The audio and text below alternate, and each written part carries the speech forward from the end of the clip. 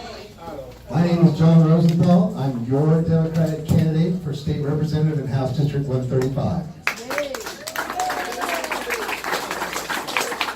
So 135 is a district we're standing right in the middle of it. Okay, so this is my district where we're standing right now. I live 1.5 miles from here. And because I know a lot of you already know me, but some of you don't, so I'm just going to talk about myself a little bit because that's what politicians do. And that's what I am now. So I never was a politician before. I worked for 20 odd years in the oil and gas industry. I've been a mechanical engineer all my life.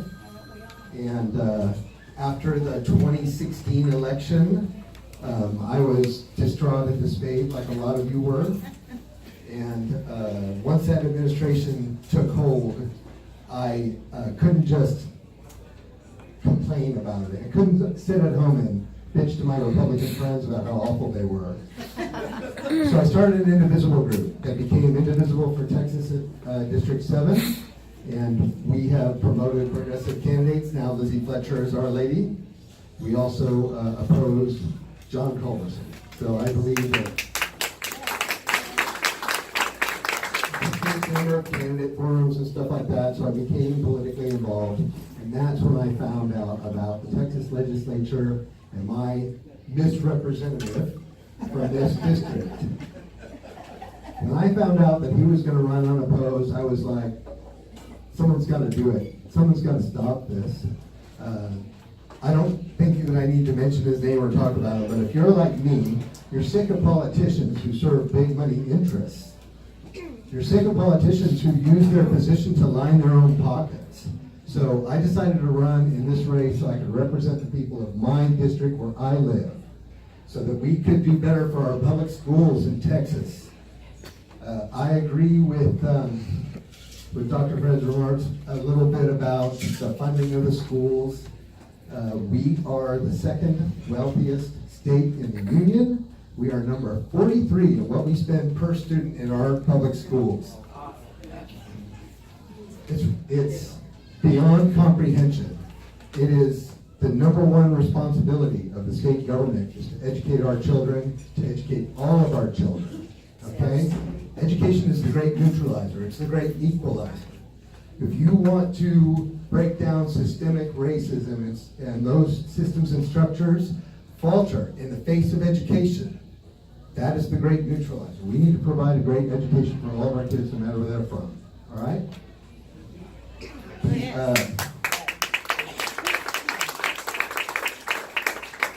And the way to do that is to send progressive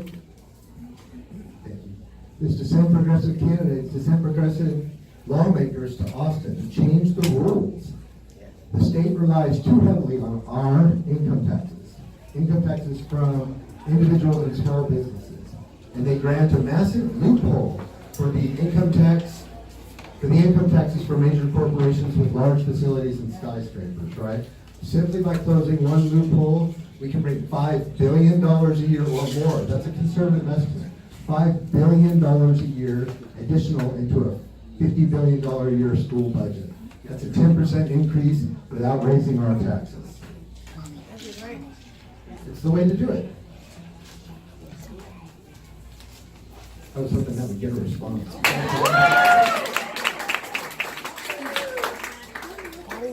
So also the Medicare expansion, totally for that. I think healthcare needs to be dramatically overhauled in this country. I'm for a single-payer system, Medicare for all, but that's not what we do from our state government. What we can do right now to ease the burden on us, I don't know about you, but my healthcare costs have skyrocketed in the last few years. And now that I don't actually work for a company, I'm doing this full-time, I'm running for office, my healthcare costs are through the freaking roof. Yes. And just by accepting the Medicaid expansion, that brings a bunch of money into the state that'll ease that burden for all of us. So we definitely need to pressure the governor to take the Medicaid expansion. Why are we leaving money on the table? Replacing it would be great. I'd also like to replace the lieutenant governor. We have a great candidate who is fantastic. So he's been here at this club before. should go see the guy.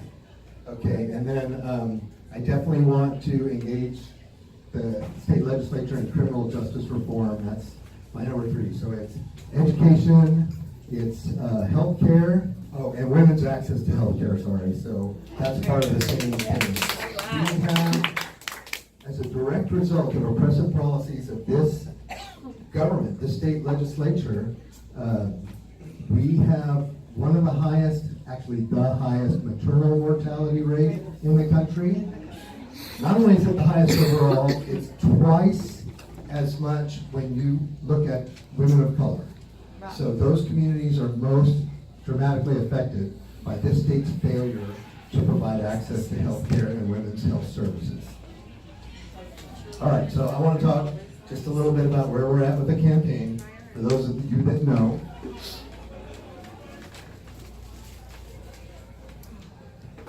I got buttons made. So we want buttons. We've got buttons that got made. And also yard signs. So I got a couple of yard signs up here. Where we're actually at with the campaign is at a very exciting spot right now. In this room on August 20th, we held an education forum. I'm sure a lot of you were here for that. I got the attention of the teachers' unions, who are now heavily sponsoring my campaign.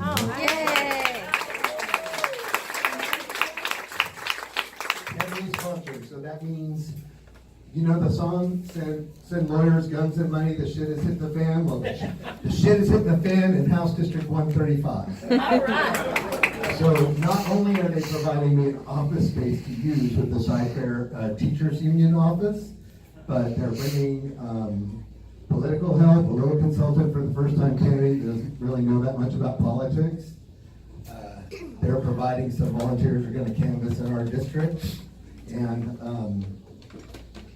a little bit of financial support too. So I'm really happy about the huge support that we're getting from the teachers unions. They're going all in to defeat the incumbent in this district, who has really been an obstacle to public school finance reform, public school governance reform. So really looking forward to working with the teachers unions. That's great. Okay, the other thing is, on August 20th, I got up in this room and I talked about, we had 132 volunteers signed up in House District 135 to help us knock doors. That number is no longer valid, it's now 146. Yes. We have 146 people who, someone has knocked on their door, a perfect stranger knocks on your door, you have a little conversation about the crap going down in Austin, and they're like, oh yeah, I'll give you my cell phone number and my email address, I will help you in. So we have 146 people like that. Now I'm looking for volunteers to help me call them all. Because seriously, we need people to help call down that list. So I didn't bring a sign-up sheet for volunteers, but I'm handing out business cards and stuff. Just come up to me if you want to help me. I'm serious about that. We have a lot of canvassing events. We're going to be canvassing every Wednesday and Sunday night until the week before early voting starts, and then we're going to use all those people to get out the vote in this district. One more thing I'm going to leave you with is that the Texas AFT, the American Federation of Teachers, did polling in this district. They think we're dead even and we can win. Wow. We mess up a long-term Republican and retire that dude. Yeah. I'm Jon Rosenthal. I'm your candidate for